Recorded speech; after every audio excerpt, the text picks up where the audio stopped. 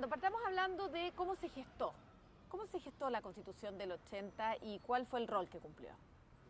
Bueno, la Constitución se gestó por una comisión de juristas convocada por Pinochet a cargo de Jaime Guzmán. Esta es una convocatoria, el decreto que crea la comisión, que se llamó después Ortúzar, porque su presidente era Enrique Ortúzar.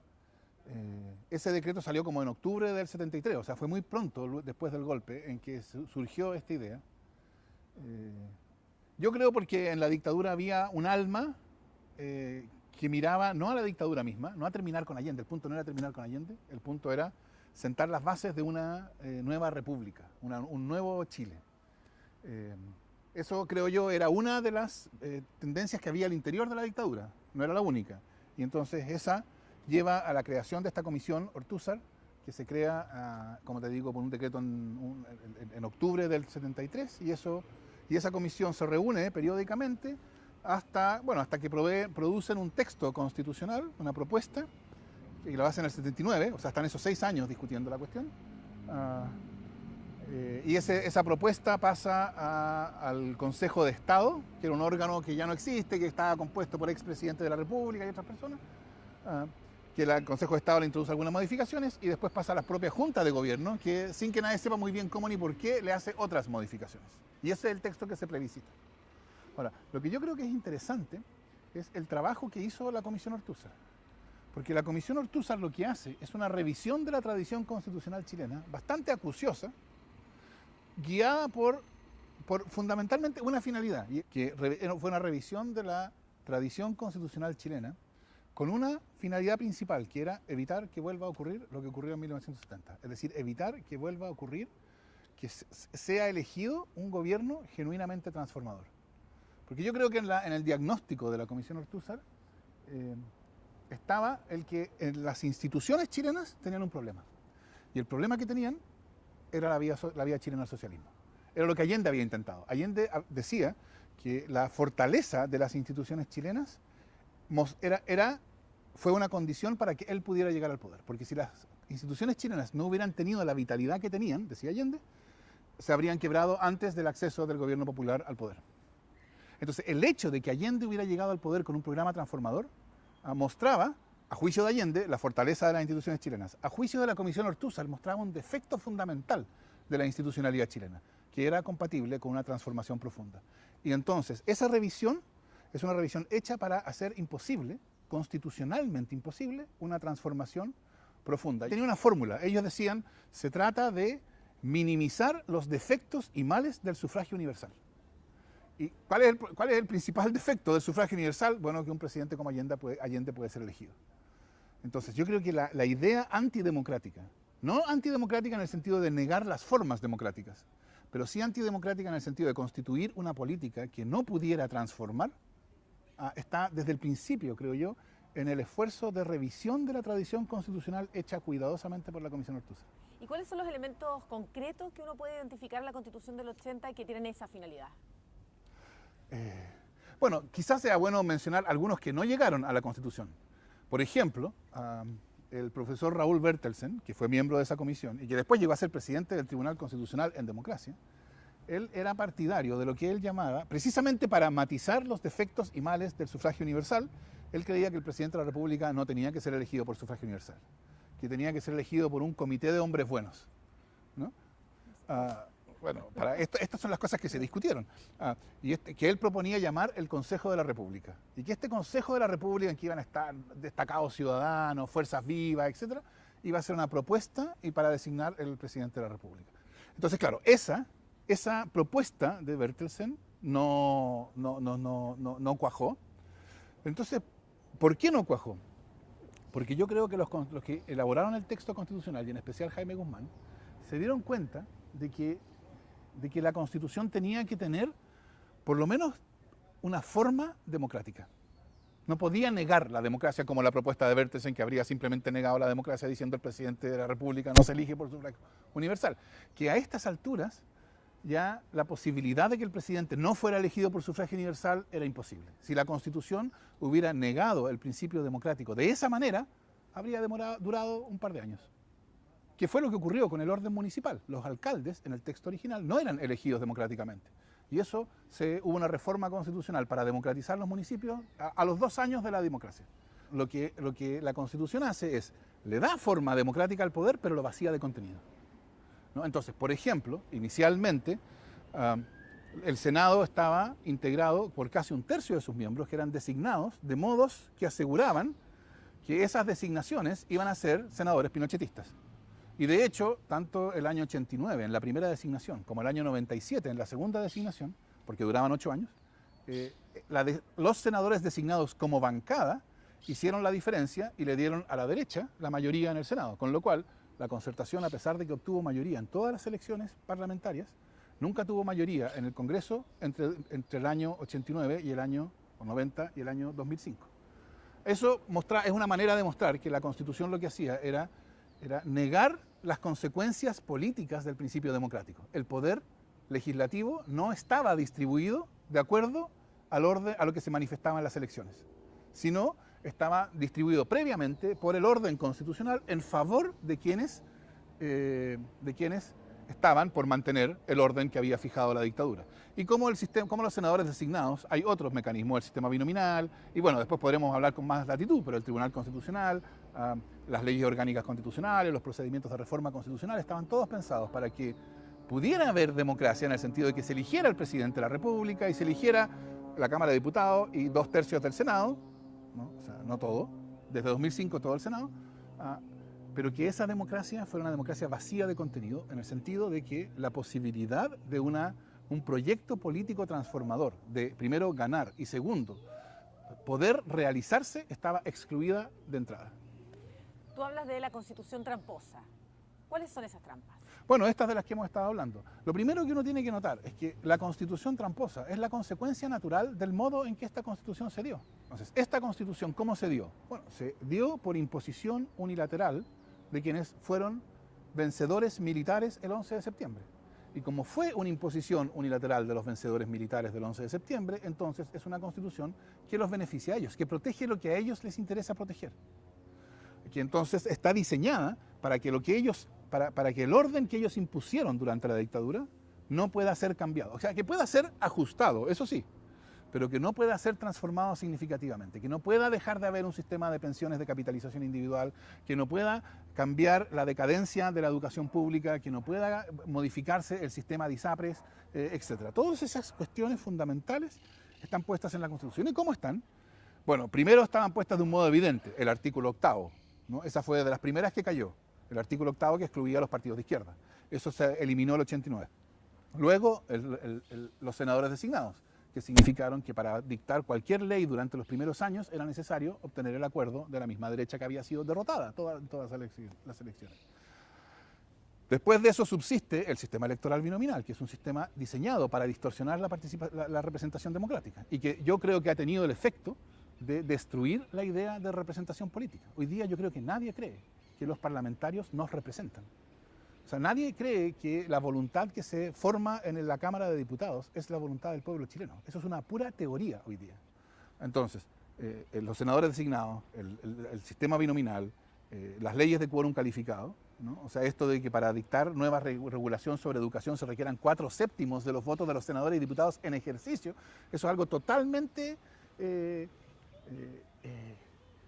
sin comparación. O sea, eso no tiene ningún sentido en el mundo. Yo diría, esas son las trampas constitucionales que aseguran que da lo mismo lo que pasa en las elecciones. Que no importa si un programa transformador resulta elegido y obtiene fuerza en las elecciones, porque el poder político en Chile, bajo la Constitución del 80, no está en juego en las elecciones. En ese sentido, la sustancia democrática del orden que fijó la Constitución chilena no existe. ¿De qué manera esta Constitución marcó la historia de Chile para que llegáramos a tener el país que tenemos hoy? No, o sea, yo creo que la marcó decisivamente. Por un lado, o sea, lo que hizo es congelar el orden institucional chileno. O sea, si uno se para hoy día y mira 30 años para atrás, que no son cualquiera 30 años, ¿no? Son 30 años en los cuales este país experimentó una transformación considerable. Y se pregunta, ¿en qué casos la política institucional ha sido capaz de identificar un problema que requería una decisión transformadora importante y después de haberlo estudiado y discutido, de hacer esa transformación con eficacia. Yo creo que no hay ejemplos.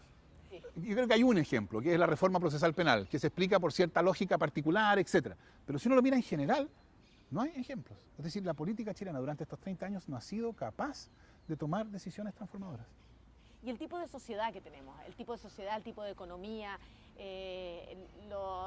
todo el problema que tenemos respecto a las brechas, las desigualdades, el abuso de poder, el descrédito hacia las autoridades, ¿cuánto de eso es herencia de la Constitución de los 30? O sea, lo primero, yo creo que uno tiene que entender que cuando uno habla de la Constitución no está hablando solo del texto. Uno está hablando de la Constitución como un conjunto de decisiones que especifican y fijan cómo es la política. Eso es la Constitución. Por eso se llama así. La Constitución hace exactamente lo que su nombre indica. Se llama Constitución Política de la República porque constituye, en el sentido de organiza, fija, determina, constituye la política de la República. Entonces, como esa es una política que no puede modificar, que no puede transformar, Chile está preso de su modelo neoliberal. Ese modelo neoliberal yo creo que tiene muchas manifestaciones, por cierto, pero tiene una en particular, que es niega que los derechos sociales sean derechos de igualdad. Entonces, por ejemplo, la educación se organiza no con la finalidad de dar a cada persona, a cada estudiante, iguales oportunidades de desarrollo de la personalidad, de modo tal que esas oportunidades de desarrollo de la personalidad no dependan del ingreso de sus padres, sino con la idea de crear un mercado. Y el mercado lo que hace es produce desigualdad, porque produce que las oportunidades de desarrollo de la personalidad que cada uno reciba van a depender de lo que uno pueda pagar.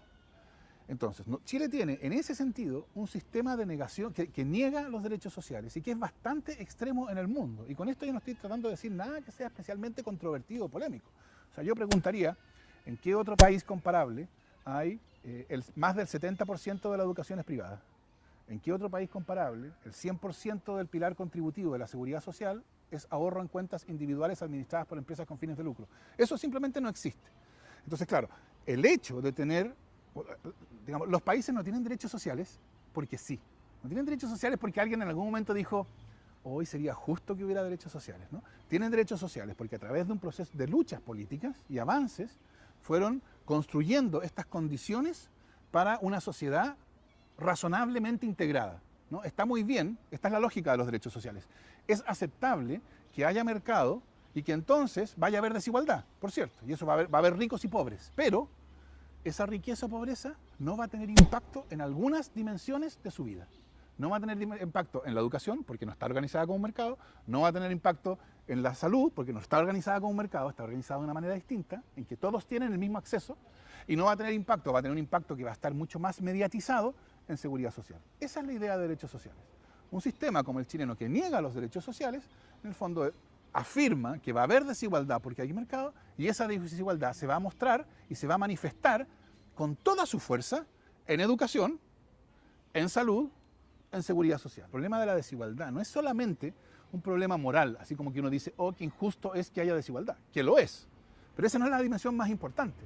Es el hecho de que tenemos una sociedad que carece de todas las instituciones que normalmente en sociedades comparables, con la complejidad, el desarrollo que tiene Chile, producen integración. Entonces, si tenemos un modelo que carece de las instituciones que producen integración, no debería ser sorprendente que Chile fuera una sociedad especialmente desigual, una sociedad especialmente segregada, una sociedad sin cohesión social, etc. Las reformas que se le hicieron a la Constitución, principalmente las del 2005, que fueron las más amplias, las más profundas, ¿lograron darle legitimidad? O sea, yo creo que es evidente que no. O sea, a poco andar era claro que el problema constitucional no había quedado solucionado. En la siguiente elección presidencial, todos los candidatos, salvo Piñera, decían que era necesaria una nueva constitución, no reformas constitucionales. Entonces yo creo que es evidente que las reformas del 2005 no sirvieron para hacer lo que Lagos pretendió que hicieran, que fueran el fin del problema constitucional y que desde entonces pudiéramos decir la Constitución es un piso institucional compartido, como dijo él. O sea, yo creo que eso es manifiestamente falso nomás, no pasó. Ahora, con esto yo no quiero decir, y esto es bien importante, yo no quiero decir que no debió haberse dictado esa reforma.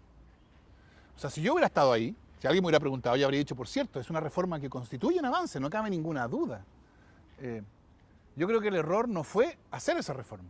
El error fue haber presentado esa reforma como si fuera la solución del problema constitucional, porque al hacer eso, Lagos y la Concertación lo que hicieron fue apropiarse de todo lo que quedaba de la Constitución. Después de ese dicho de Lagos, y esto es algo que los partidarios del rechazo han insistido una y otra vez, después de ese dicho, Lagos y la Concertación quedó en una posición muy incómoda para poder seguir diciendo esta Constitución sigue siendo una Constitución tramposa. Entonces, el problema no estuvo en hacer la reforma. Esa reforma es la que se pudo hacer, porque cualquier cosa que se quería reformar estaba sujeta al veto de la UDI. O sea, la UDI decidía, y Renovación Nacional, la derecha, digamos, ellos decidían qué se reformaba y qué no se reformaba. Ellos dijeron, sí, estamos dispuestos a reformar los senadores designados, y se reformaron los senadores designados. Ellos dijeron, no estamos dispuestos a reformar el sistema binominal, y el sistema binominal continuó rigiendo por 10 años. Entonces, es la reforma que se pudo hacer, dado que solo se podía hacer lo que la derecha estaba dispuesto a aceptar que se modificara. Entonces, yo no tengo una crítica a la reforma. La reforma fue un avance. Tengo una crítica al hecho de haberla presentado como la solución del problema constitucional, porque eso, creo yo, fue un error político de magnitudes, que todavía estamos pagándolo, o está pagándolo la Concertación. ¿Qué constitución es la que nos rige hoy día? ¿Es una constitución de Lagos, como han querido instalar algunos sectores políticos, o es la constitución del 80? Bueno, hasta cierto punto es una cuestión de palabras. Yo diría, ¿qué es una constitución? Si la Constitución es un texto, entonces la pregunta ¿es este el texto de Lagos o el texto de Pinochet? ¿Cuándo vamos a decir este texto es un nuevo texto? Sería un poco ridículo decir, mire, basta que cambie una palabra para que sea un nuevo texto, ¿verdad?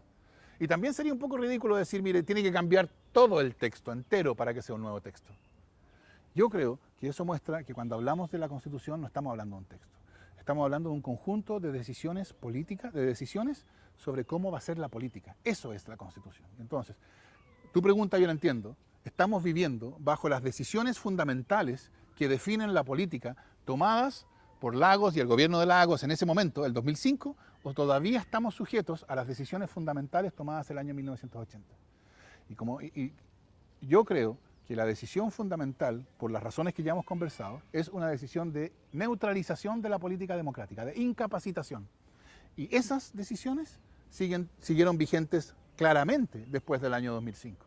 Es decir, en ese sentido, las decisiones fundamentales que definen la Constitución de 1980 no cambiaron en el año 2005 y por eso estamos todavía viviendo bajo la Constitución de 1980. Yo creo que eso es algo evidente.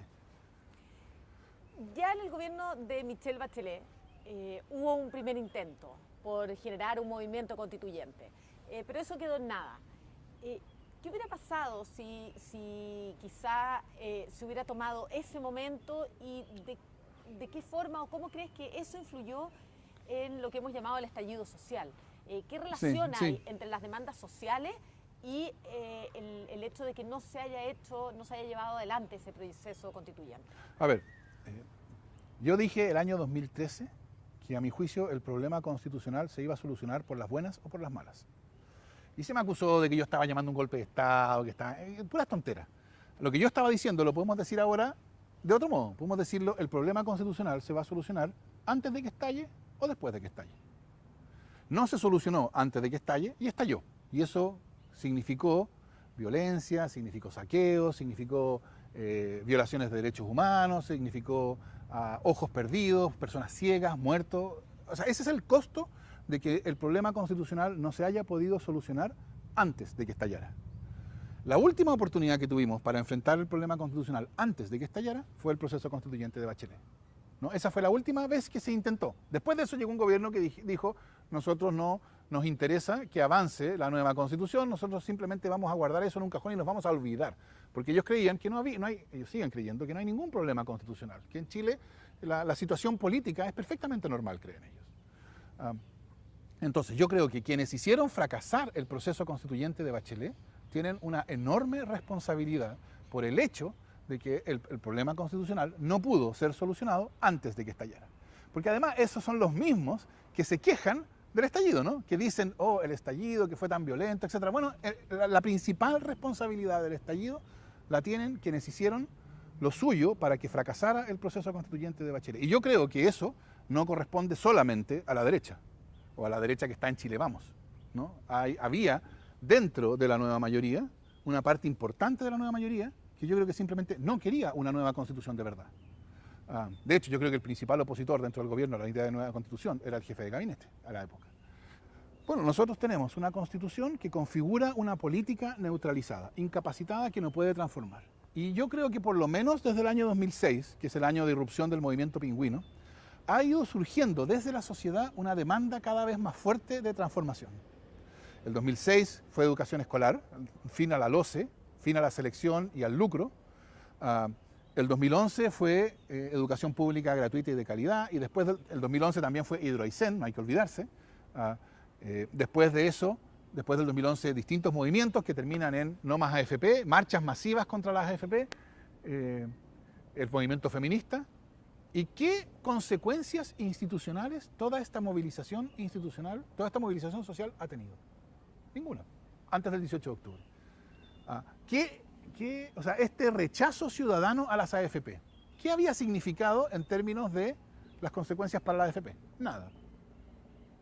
Toda la movilización social, ¿y qué había pasado en salud? Las ISAPRES llevan más de 10 años siendo condenadas en más de 1 millón de juicios por violar derechos constitucionales de los chilenos. ¿Y qué ha hecho la política institucional frente a eso? Nada.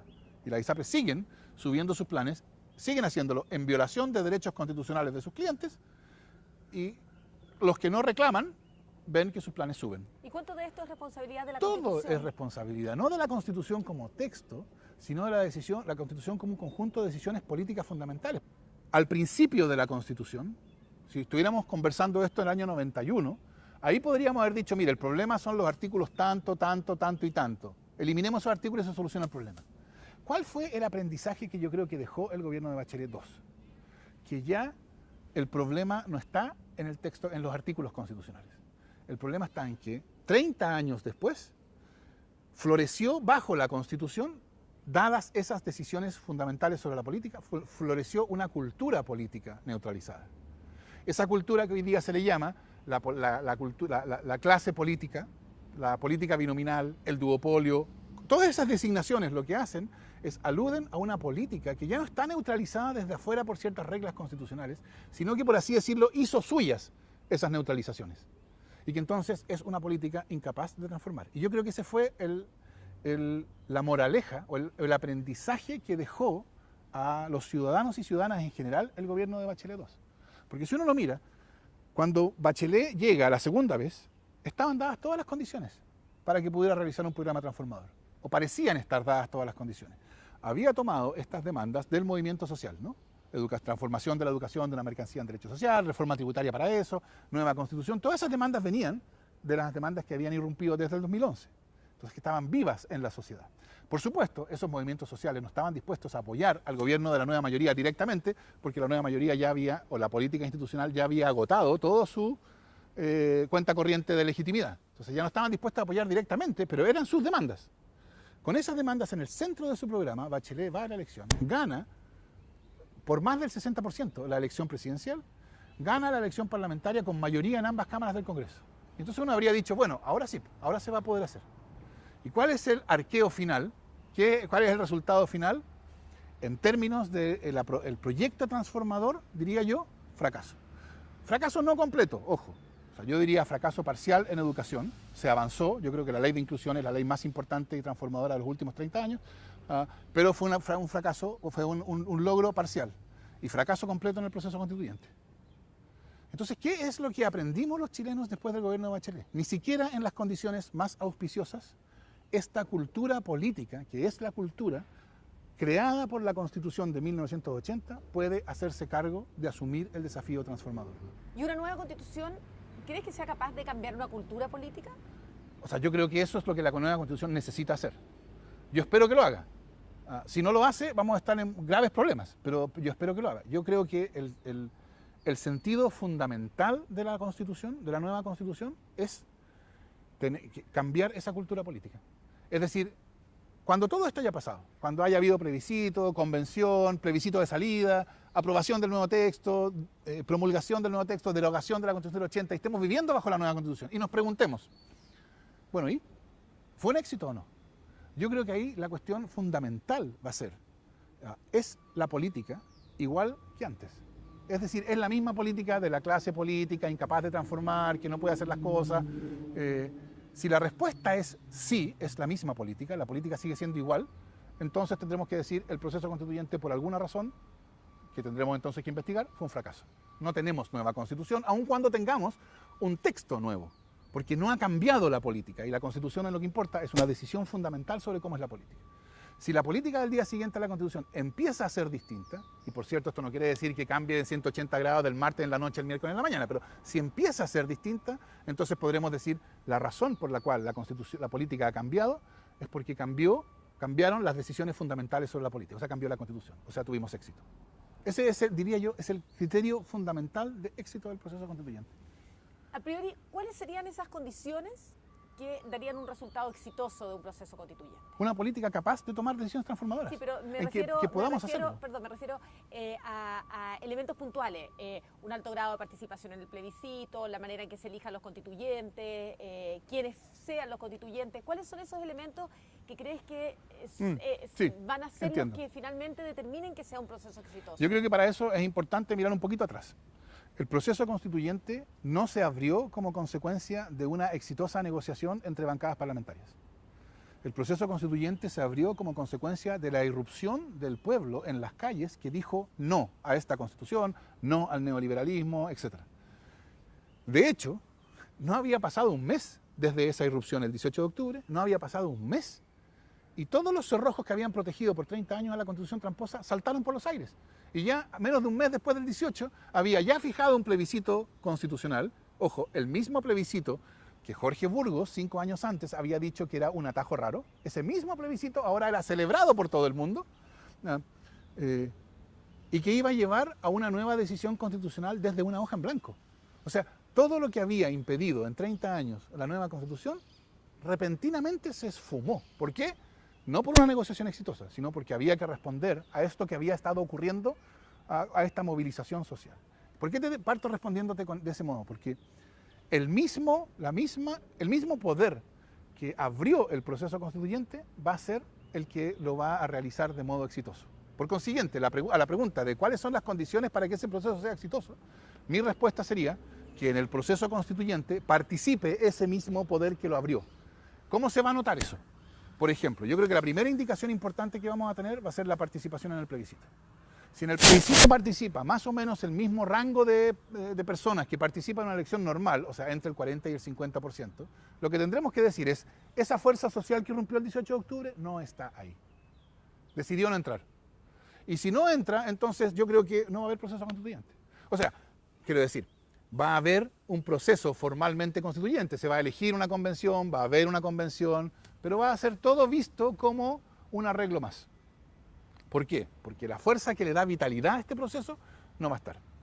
Si en el plebiscito en vez vota, y aquí no quiero yo decir un número en particular, porque no soy yo nadie para decir cuál es el número central, pero si vota una cantidad considerablemente superior, o sea, si estamos hablando del 70% o más, entonces podremos decir, en este plebiscito participó esa fuerza que irrumpió el 18 de octubre. Y como está presente en el proceso constituyente, como votó en el plebiscito, es de anticipar que va a participar en la elección de la convención y que entonces en la convención va a estar presente. Y como va a estar presente, entonces la nueva constitución no va a ser una decisión de los mismos de siempre. No va a ser una decisión de la política institucional. Va a ser una decisión del mismo pueblo que irrumpió el 18 de octubre. Y eso, creo yo, es una condición para que sea exitoso. Considerando que nunca en nuestro país ha habido una constitución que nazca desde los ciudadanos, ¿qué oportunidad significa este proceso constituyente? O sea, yo creo que es una oportunidad histórica. O sea, yo creo que esto va a ser el evento político más importante del resto de nuestras vidas y probablemente el evento político constitucional más importante que ocurre en Chile. Precisamente porque va a cambiar nuestra comprensión de lo que significa Chile. Es decir, nosotros vivimos en un país que está acostumbrado en su historia a que las constituciones son impuestas desde arriba. Está bien, que sean impuestas desde arriba no quiere decir que sean todas igualmente antidemocráticas. Yo creo que hay una diferencia fundamental entre la del 25 y la del 80, porque la del 25, como no era tramposa, dio lugar a una práctica política que pudo apropiársela. Pero sigue siendo una constitución impuesta. ¿Cómo va a cambiar en nuestra comprensión de lo que significa ser chilenos y chilenas el hecho de que vivamos bajo una constitución que nosotros nos dimos en democracia? Yo creo que es algo que no podemos anticipar. Yo en ese sentido, yo soy bien optimista respecto de las posibilidades de sanación política que puede ofrecer la nueva constitución por eso, porque va a ser la primera vez, va a ser una experiencia que nunca hemos tenido. ¿Cómo evalúas el hecho de que algunos de los principales defensores de lo que fue la Constitución del 80 o el gobierno de Pinochet hoy día sean quienes públicamente están diciendo incluso que están por el apruebo? Sí, como Pablo Longueira. Por ejemplo. Sí. O Joaquín Lavín. O Joaquín Lavín. Dos cosas diría yo a propósito de eso. Primero, ellos están viendo que la Constitución vigente es indefendible. Pero cuando digo indefendible, no quiero decir es mala, quiero decir literalmente indefendible. Es algo que no puede ser defendido, porque el cálculo que ellos hacen, que a mí no me cabe ninguna duda que es un cálculo, es un mero cálculo, de hecho Longueira lo dijo, lo que me interesa a mí es licuar el plebiscito, o sea, es un mero cálculo, yo creo que es puro oportunismo, pero no importa eso, porque en su oportunismo ellos se dan cuenta de lo que les resulta oportuno y conveniente es sumarse al apruebo, porque no pueden defender la Constitución, porque saben que si defienden la Constitución van a pagar un costo político extraordinario por quién sabe cuánto tiempo más. Y de hecho, incluso quienes están por el rechazo, quienes todavía no han llegado a ese punto, quienes están por el rechazo, dicen, nosotros estamos por el rechazo para reformar. En mi opinión, eso es completamente increíble. Pero de nuevo, no importa, o sea, yo creo que de nuevo es puro oportunismo. Pero lo importante de eso es, ninguna figura relevante, porque claro, hay algunos tuiteros que lo hacen, pero ninguna figura relevante está diciendo, mire, esta Constitución es la que Chile necesita, y por eso yo rechazo. Yo rechazo porque quiero que continuemos con esta Constitución. No, la mayoría dice apruebo porque quiero otra Constitución, y los que dicen rechazo dicen yo rechazo, pero, rechazo para cambiarla. La Constitución se hizo repentinamente indefendible. ¿Y se hizo indefendible por qué? Yo creo porque fue desahuciada por el pueblo el 18 de octubre. Es así de simple. La Constitución se acabó el 18 de octubre y lo que hemos estado viviendo, todo este mar proceloso en términos constitucionales, estos proyectos que se presentan a sabiendas de que son inconstitucionales, este gobierno que se queja de eso pero que no se atreve a ir al Tribunal Constitucional, los parlamentarios que ponen el grito del cielo pero que no van al Tribunal Constitucional y que terminan votando la reforma del 10% aunque dicen que es un resquicio legal. Todo este mar proceloso constitucionalmente es consecuencia de que el pueblo, el titular del poder constituyente, irrumpió el 18 de octubre y simplemente desahució la Constitución. Y entonces necesitamos una nueva. A esa gente que argumenta que la Constitución no va a solucionar los problemas del estallido social, que no va a solucionar el problema ni de las pensiones, ni de la educación, ni de la salud, que la Constitución no hace eso, ¿qué responderías?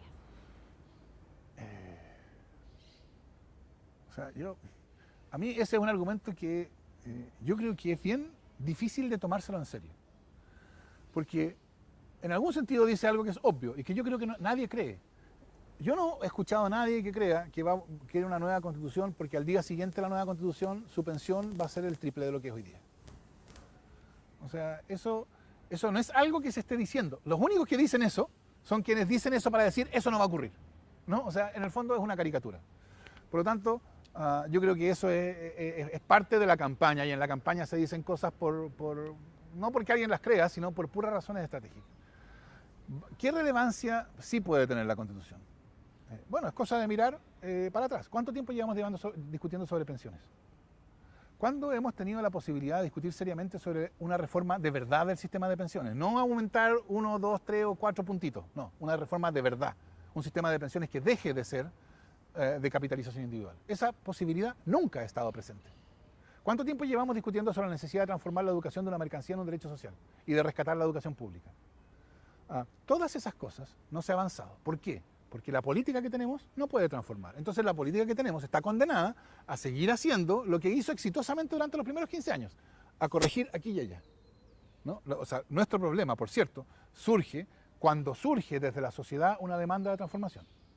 Y esa demanda de transformación es precisamente la demanda que esta política es incapaz de realizar.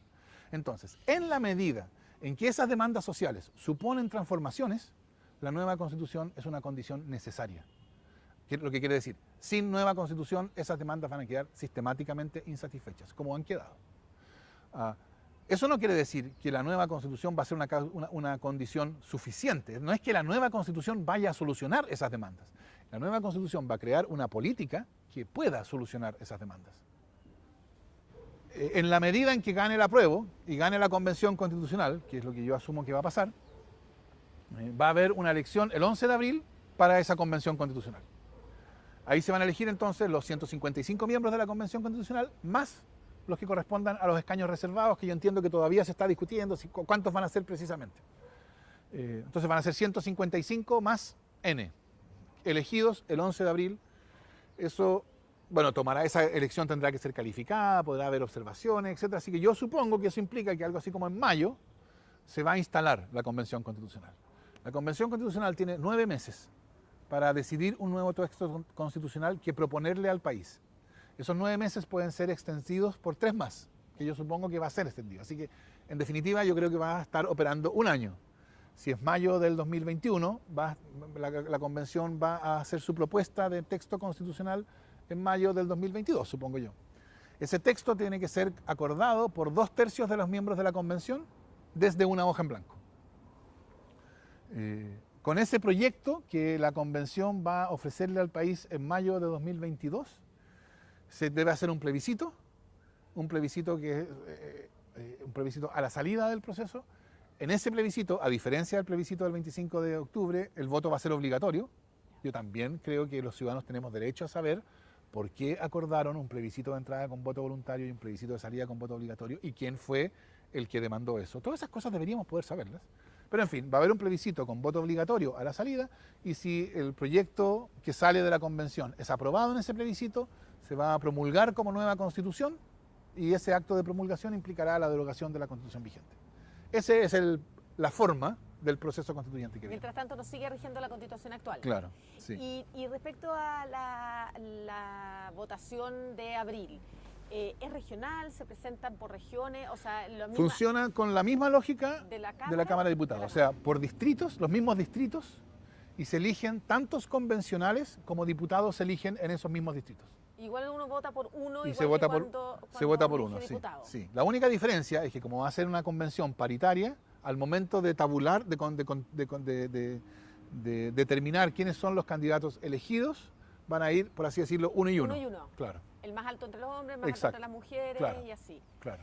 Ya. Y lo último, la importancia de los 2/3 o del 1/3 que va a tener un poder especial. ¿Cómo eso puede determinar el resultado que tengamos de la Bueno, para hablar de los 2/3, es bien importante hacer la diferencia entre 2/3 para una reforma constitucional y 2/3 desde una hoja en blanco. Pensemos en la reforma constitucional, que es lo que ha pasado en los últimos 30 años. Cuando se requieren 2/3 para la reforma, eso supone que hay una constitución vigente y que esa constitución va a seguir rigiendo a menos que sea reformada, ¿verdad? Y para reformarla se requieren 2/3. ¿Eso qué quiere decir en los hechos, políticamente? Quiere decir que cuando hay 1/3 más 1 que no quiere cambiarla, simplemente niega sus votos y no se puede reformar. Y como no se puede reformar, este es el punto importante, como no se puede reformar, ese 1/3 más 1 nos obliga a todos a seguir viviendo bajo la Constitución anterior. Entonces, por ejemplo, en enero se votó una reforma a la Constitución para eliminar la privatización de las aguas. 24 senadores votaron a favor de la reforma, 12 senadores votaron en contra de la reforma, pero se necesitaban 2/3 y en el Senado 2/3 son 29 senadores. Por lo tanto, no se obtuvieron los 29 votos, se rechazó la reforma y todos seguimos obligados a vivir bajo una regla constitucional que privatiza las aguas. ¿Por qué? Porque esos 12 senadores la imponen. En ese sentido, la imponen. Todas las reformas constitucionales que se han hecho han sido entonces reformas que la derecha ha aceptado en el sentido de que ha dado sus votos, porque si no da sus votos no se puede cambiar. Y por eso la trampa original se perpetúa. Solo se saca de la Constitución las trampas que ya no importan. ¿Cuándo salieron los senadores designados? Cuando llegaba el momento de la tercera designación, duran 8 años, primero 1989, segunda 1997, ¿sí?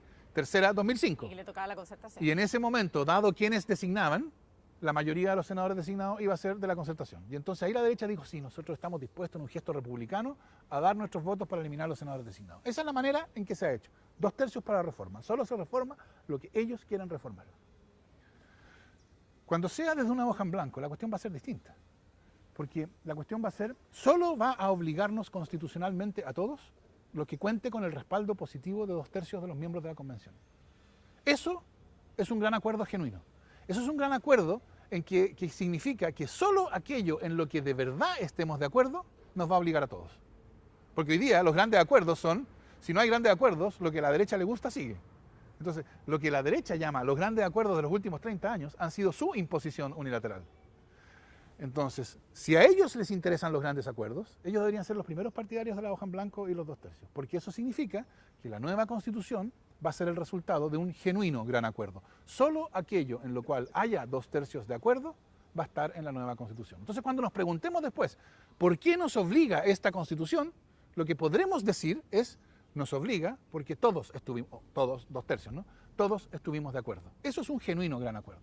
El hecho de que los mismos que celebran la política de los acuerdos y los grandes acuerdos y toda esa retórica, que los mismos que celebran eso, sean los que dicen que los 2/3 desde una hoja en blanco es un salto al vacío, una irresponsabilidad, eso lo que muestra es que ellos nunca han sido partidarios de los grandes acuerdos.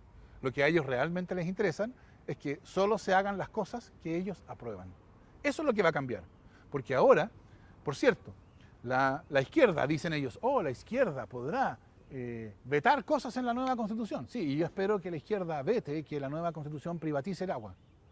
Pero el veto es perfectamente recíproco, porque la derecha podrá vetar que Chile sea un Estado social. Entonces, ¿qué quiere decir que vetan? Todos vamos a estar en condiciones de decir eso no nos gusta. Y entonces vamos a tener una Constitución que sea genuinamente de todos. Ese es el punto que a mí me sorprende, la candidez con la cual ellos se quejan. Ellos no quieren que haya una Constitución que sea genuinamente de todos, parece. Aquellas materias que no logren acuerdo y que no queden dentro de la Constitución, ¿qué van a tener el quórum de una ley ordinaria? Pongamos un caso de algo bien polémico como la autonomía del Banco Central. ¿Qué pasa si no se llega a acuerdo respecto a la autonomía del Banco Central en el texto constitucional? ¿Qué va a pasar? ¿Tiene que después ir al Congreso y con otro quórum? A ver, yo no me quiero referir a la autonomía del Banco Central, sino en general. La Constitución remueve ciertas cosas de la política. Todo lo que esté en la Constitución queda removido de la política. Lo que no esté en la Constitución no queda removido. Y entonces queda entregado a la política. ¿Cómo decide la política? Bueno, del modo en que la Constitución decida. Yo espero que la Constitución nueva no va a tener esto de leyes orgánicas constitucionales que se aprueban con 4/7 de los votos de los senadores y diputados en ejercicio, leyes de quórum calificado que se aprueban con mayoría de los senadores y diputados en ejercicio, leyes ordinarias que se aprueban con mayoría simple. Chao, yo espero que la nueva Constitución tenga la lógica democrática de que hay reglas constitucionales que tienen unas condiciones especiales de reforma y el resto, leyes. Leyes que se dictan con la mayoría de los senadores y diputados presentes, como en toda democracia razonable, como en Chile antes de 1963. Las cosas que no estén en la Constitución, bueno, van a tener que ser reguladas. O sea, a mí me sorprende que esto sea discutido como si fuera algo sorprendente. Las cosas que no estén en la Constitución, yo diría simplemente, no van a estar en la Constitución. No tiene nada de raro eso. Claro, solo va a estar en la Constitución lo que está en la Constitución. Pero ese tercio podría vetar la mayor cantidad de materias para después ir a mayoría simple. Bueno, por cierto que yo creo que eso es una cuestión que se le dice ahora y que no se le toma el peso. Por cierto, un tercio podría decir yo lo veto todo y con eso aseguro el fracaso del proceso constituyente. Y ese tercio va a ser responsable de que Chile se hunda en una crisis política de magnitudes. Porque el fracaso del proceso constituyente no va a querer decir que todos volvemos en paz y tranquilidad a vivir en el 17 de octubre cuando Chile no oasis. El fracaso del proceso constituyente quiere decir que la vía que hemos encontrado para solucionar esta crisis se cierra. Y cuando estamos en una crisis aguda y la vía que tenemos para solucionarla se cierra, bueno, la consecuencia es bastante obvia. Entonces, ¿quién se va a hacer responsable de decir, mire, nosotros en nuestra obcecación de obtener todo lo que queríamos, nos negamos a todo y causamos esta crisis mayúscula? A mí no me queda claro que haya nadie a quien le convenga eso. Lo probable es que cuando tengamos que ponernos de acuerdo en un procedimiento que no tiene trampa, en que nadie tiene una imposición unilateral que no tiene el otro, en que cada veto que uno tiene lo tiene el otro. ¿Me entiendes? Porque eso significa un procedimiento sin trampas. Nadie tiene una posición privilegiada. Y entonces en ese momento, creo yo, nos vamos a dar cuenta de una cosa distinta, que yo creo que va a ser cada vez más clara después del 25 de octubre. Que a todos nos conviene que el proceso constituyente resulte bien. O sea, yo no creo que haya nadie que le convenga que Chile se hunda en una crisis política de magnitudes. Eso no le conviene ni a la izquierda, ni a la derecha, ni al poder económico, ni a los mineros, ni a nadie le conviene. ¿Quién gana con eso? Como nadie gana con el fracaso del proceso constituyente, va a haber, por supuesto, desacuerdo, yo no quiero negarlo. Por cierto que va a haber desacuerdo entre quienes quieren que la nueva Constitución tenga Estado subsidiario y quienes creemos en el Estado social, por cierto. Pero ese desacuerdo va a ocurrir en un contexto en que todos tenemos un interés en que el proceso constituyente resulte razonablemente bien para poder salir de esta crisis. Y eso creo yo que va a crear condiciones para que podamos discutir de verdad sobre las cuestiones más y las menos conflictivas. ¿Cómo vamos a garantizar que los constituyentes efectivamente canalicen, tú decías, es el pueblo el que le ha dado el poder a los constituyentes? ¿Cómo vamos a hacer que los constituyentes respondan a ese pueblo que les ha dado el poder? Bueno, esa es la pregunta central, porque si tú te fijas, esa pregunta es la pregunta decisiva para la legitimación de un sistema democrático representativo. Y creo yo que la nueva Constitución lo que necesita es recuperar la idea de representación política, rescatarla de la corrupción en la que ha caído después de 30 años o 25 años de binominal, senadores designados, etc. Y eso, el primer momento de prueba va a ser la convención, porque una cosa que estaba ocurriendo justo antes de la pandemia es que se había suscitado un movimiento de discusión pública constituyente que yo no había visto jamás en Chile. O sea, el grado de movilización que había. Estaban surgiendo como callampa en cualquier espacio, en las plazas, en las calles, juntas de vecinos, federaciones estudiantiles, sindicatos, donde sea, se reunía gente a discutir sobre la nueva Constitución. Entonces, yo creo que ese proceso de movilización y discusión ciudadana, ese aceleradísimo proceso de autoeducación política, va a ir aumentando desde ahora, porque bajó con la pandemia, ¿no? Pero va a ir aumentando, y cuando la convención ocurra, va a haber al mismo tiempo que la convención una discusión ciudadana que va a estar en su máximo grado. Entonces la pregunta va a ser, ¿cómo se vinculan estas dos discusiones? Si la solución es la misma a la que estamos acostumbrados por 30 años, que la discusión institucional funciona por su lado y es totalmente indiferente a eso que está pasando allá afuera, entonces la convención y lo que salga de ahí va a ser visto como un acuerdo más de los políticos. Yo espero que los que lleguen a esa convención se den cuenta de esto, los partidos políticos, las coaliciones, los grupos, etcétera, quien sea, y entonces generen formas interesantes, nuevas, atractivas de vinculación. Que los representantes en la convención tengan la práctica de ir durante el transcurso del trabajo de la convención a rendir cuentas a los territorios por los cuales fueron elegidos, de modo que puedan ir informando de lo que está ocurriendo y que puedan traer... aquí no hay que ser ingenuos, no es que yo creo que si una persona en un territorio tiene una idea, que hay alguna manera en que esa persona pueda levantar la mano y entonces esa persona pueda reconocer cómo la misma idea que le dijo al convencional apareció después en el texto de la Constitución. Eso en un país de 18 millones no se puede lograr.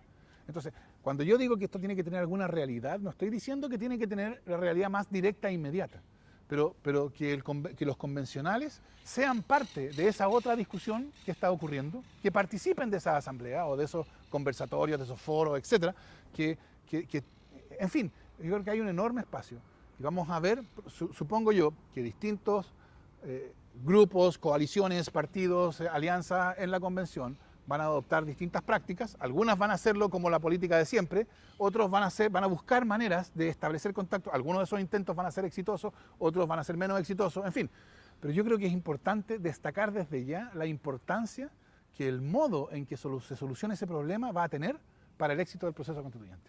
Yo creo que va a ser además un elemento de campaña súper importante. Por cierto. O sea, el que sí. durante su campaña Sí. garantice Exacto. un contacto directo con Exacto. quienes les están dando el voto, probablemente... Y sobre todo va a ser un contexto en que ya la gente nadie cree nada. Entonces que le digan cosas no va a ser suficiente. Entonces va a ser necesario que ellos no solo digan lo haremos, sino que muestren, por así decirlo de modo preciso, cómo lo van a hacer. Y eso va a generar discusión sobre de qué manera se va a lograr que se produzca esta vinculación. Y yo creo que esa discusión va a ser extraordinariamente positiva. Si todo eso ocurre en el contexto de una elección totalmente impredecible, porque participa muchísimo más gente de la que participa normalmente, entonces la posibilidad de que resulte bien es mayor que si a esa elección cada partido político va con una sandía calada, sabiendo exactamente qué va a pasar, porque pueden hacer sus proyecciones, porque están votando los mismos 40% que ha votado siempre. Por eso yo creo que es tan importante la participación popular en el proceso constituyente.